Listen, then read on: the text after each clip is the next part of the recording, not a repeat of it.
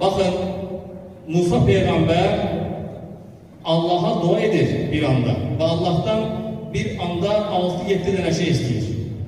Bakın uzakla Kur'an-ı buyurur ki قَالَ رَبِّ اشْرَحْ لِي صَدْرِي وَيَسِّرْ لِي أَمْرِي. Musa peygamber dedi ki ey Rabbim benim köksümü az genişlendir ve işimi asanlaştır. وَحْلُلْ عُقْدَةَ مِنْ لِسَانِي يَفْقَهُ قَوْلِي. Dilimdeki o düğününü aç ki insanlar benim anlayabilsinler. وَاجْعَلْ لِي وَزِيرًا مِنْ أَهْلِي.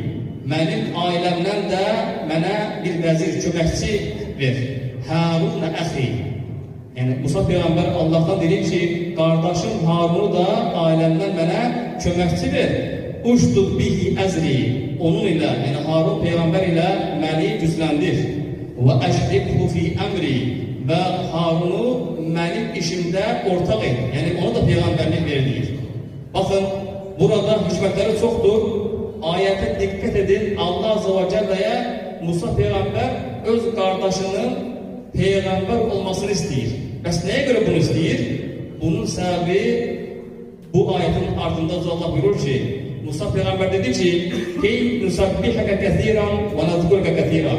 Bunu et ki Rabbimiz sana çoxlu təsbih gətirəlim ve sana çoxlu zikr edelim. Subhanallah. Bakın demek ki Harun Aleyhisselam'ın da peygamber olmasını istemesi Allah'a beraber çoxlu təsbih ve zikr etmesi üçündür.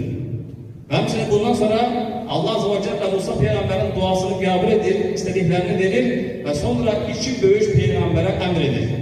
Buyurur ki Allah, İzhab ente ve ahuke bi ayati ve la teniye bi zikri. Ey Musa, sen ve kardeşin bizim ayelerimizle git Firavun'un yanına ve la teniye bi zikri, beni zikretmekte zayıflığı göstermeyin diyor. Subhanallah. Bakın biz biliriz ki peygamberler sıravi insanlardan elbette ki kat çok Allah'a zikredirler. Lakin Allah Azze ve Celle o büyük küçük peygambere diyor ki gidin ve bana zikretmekte tembelliği göstermeyin, zayıflığı göstermeyin diyor. Subhanallah. Bakın değerli arkadaşlar, insanlar cennet ehli cennette olduğu zaman bilir ki orada hiçbir ibadet yoktur. Sadece zikirden başka. Dedi ki biz bu dünyada nefes alıp veririk ve hiçbir çetinlik olmuyor bizim için bu esnada. Hem insan yatanda böyle özü hissetmeden nefes alıp verir. O şekilde de Allah'ın izniyle cennet ehli nefes alıp vermiş gibi nefesleri Allah'ın tesbih ve zikr olacaktır. Subhanallah.